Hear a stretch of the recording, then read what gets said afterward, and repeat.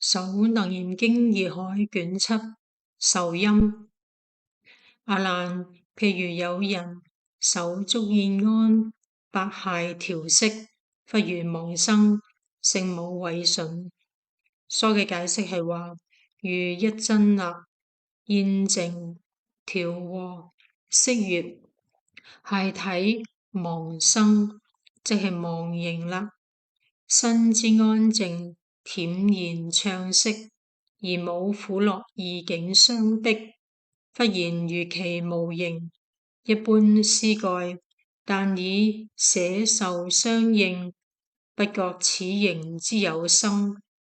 李陵就話啦：每一念智，忽如妄生，法中可知。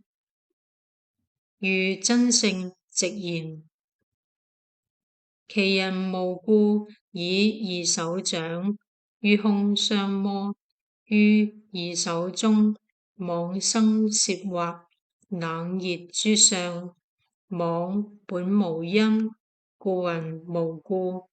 真妄和合，如二手相摩，領納毀損，如妄生攝惑。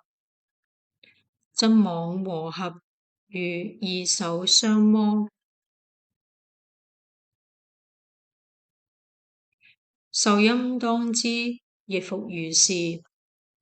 如起妄立，妄本無因，故云無故。真妄和合，如二手相摩。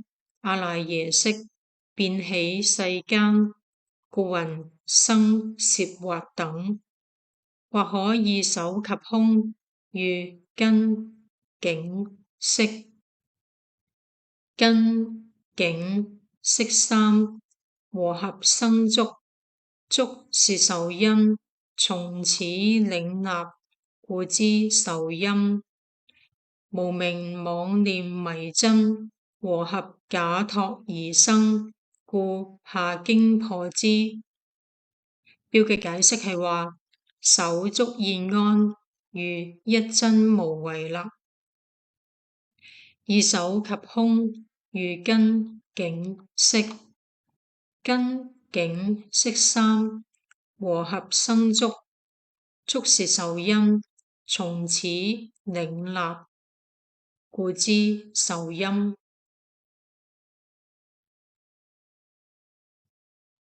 阿難，是諸幻觸不從空來，不從長出。疏嘅解釋係話，冷暖本無，手合故有，故云幻觸。受陰不實，妄緣假生，故無來處。如是阿難，若空來者，既能觸長，何不觸身？不應虛空，選擇來觸，破空生立。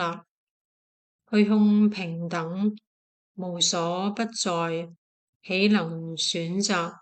不觸乎身而觸於長。若從長出，應非待合，以下破長出。若此攝惑從長而出，長未合時，何無攝惑？由長出故，合則長之，離則觸入。臂腕骨髓，應亦覺知。入時蹤跡，必有覺心，知出知入，自有因物，身中往來，何待合之？要名為觸。若汝執言，長須生觸，須待合時，此觸方出。若以合記觸出，離應觸入。若觸入時，所經之處，應亦覺知，觸入蹤跡。若實覺知，觸常在體，應須常覺，何待合之？標嘅解釋係話，又長出故者，破轉計啦。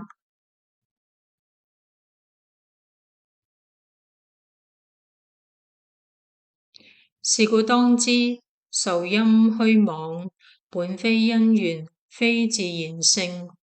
疏嘅解釋係話，既知還足，能生於受，退其足性都冇，故知受陰虛妄啦。以上為《首楞嚴經義海卷七受陰》